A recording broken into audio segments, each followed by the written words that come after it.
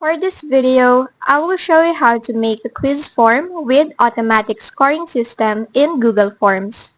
First, go and log in to your account. Once inside, you can make a new form or go to the made one.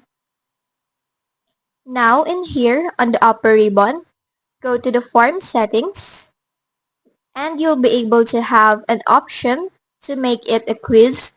So just go ahead and toggle that on. Now, you'll have this default question point value. You can set it up to how many or how much points you'd like for each questions. Now, go to questions. In here, you can have or add now and answer key for each questions.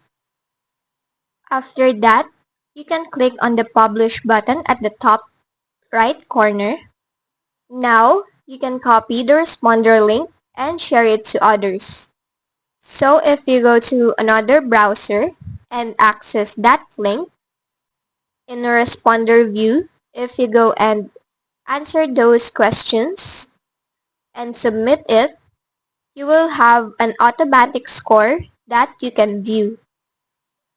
And there you have it. You will see now that you have a score for each question.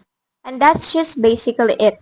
That's how you make a quiz form with automatic scoring system in Google Forms.